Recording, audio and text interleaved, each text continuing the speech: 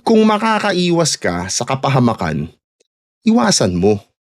Bakit kailangan mong gumawa ng dahilan para malagay yung sarili mo sa alangan? You see, in light of the recent blunders by some of our elected officials, I hope we see the straightforwardness of Alvin Aragon in a different light. He may not have delivered his message in a way na gusto natin, no? But his message is simple and revealing. The wickedness of man is much deeper than we would like to think. It is rooted in the heart. And the heart is incurably wicked, sabi sa atin sa Biblia, which is why we need to be born again. You see, kahit mayaman ka pa, edukado, o di kaya mahirap, walang pinag-aralan, pare-pareho lang yan. We are all vulnerable to sin and temptation.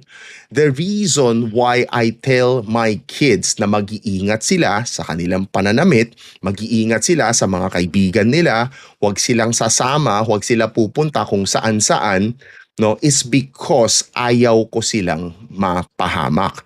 Now, some people might say, tinitira si Alvin na masyado ka naman possessive and everything.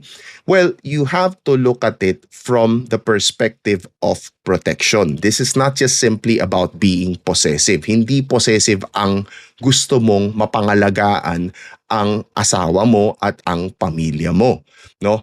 Pag may nangyari sa mahal mo sa buhay, hindi naman sila ang mamumblema eh. Ikaw ang mamumblema at kahit ano pang i-comment ng tao, hindi naman sila ang magsasuffer ng consequences kung hindi ikaw pa rin. Kaya mas maganda mag-ingat ka. Even Jesus tells us that sin starts from the heart. Sabi nga niya, out of the human heart comes evil ideas, sexual immorality, theft, murder, adultery, greed, deceit, debauchery, envy, slander, pride, folly. All these evils come from within and defile a person. Dito nagsisimula ang lahat. That's the reason why don't advertise if you are not selling. No, of course, may mga bagay minsan wala sa kontrol natin pero hindi tayo dapat nagiging kampante. Yung mga bagay-bagay na kaya natin i-control, kaya nating iwasan, iwasan natin yung mga ganong klaseng problema. 'Di ba? Sabi nga natin, an ounce of prevention is better than a pound of cure. Even in 1 Timothy chapter 2 verse 9 tells us, si Paul, he tells us, women are to dress in suitable apparel with modesty and self-control. Mag-iingat tayo when we reveal too much skin, we attract unwanted attention. Minsan doon tayo mapapahamak. Now granted, nasasabi mo dapat may self-control. But the thing is this, no? If you watch the movie, I'll just cite an example. If you watch the movie Lord of the Rings, malalaman mo si Frodo, kahit sobrang resilient, kahit na nung umpisa kayang-kaya niyang labanan yung tukso na dala nung singsing na kapangyarihan, pagdating sa dulo, eventually bumigay siya. Mabuti na lang nandoon yung kaibigan niya para tulungan siyang tapusin ang mission niya. No? So the thing is this, even if people doesn't act it out, gugustuhin mo ba yung anak mong babae o di kaya ang misis mo, pinag-iisipan nila, pinagpapantasyahan nila sa utak nila? Again, mali to, of course.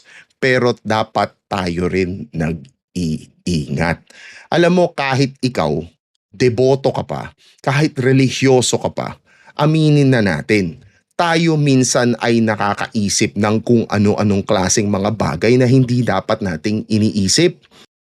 You see, there is a reason kung bakit kahit na pastor, kahit na ikaw ay pari pa, minsan nakakagawa ka ng mga bagay-bagay na hindi mo dapat ginagawa, no? The worst thing you can do when you see a hungry wolf is to tease it with a piece of meat. Friends, do not take good intentions or rebukes negatively. No one is going to tell you the truth unless may pakialam sa'yo ang tao. Listen earnestly. Sometimes yung mga bagay-bagay na kailangan natin pakinggan ay hindi masarap sa pandinig. Pero still, we need to listen to it. And with that, God bless.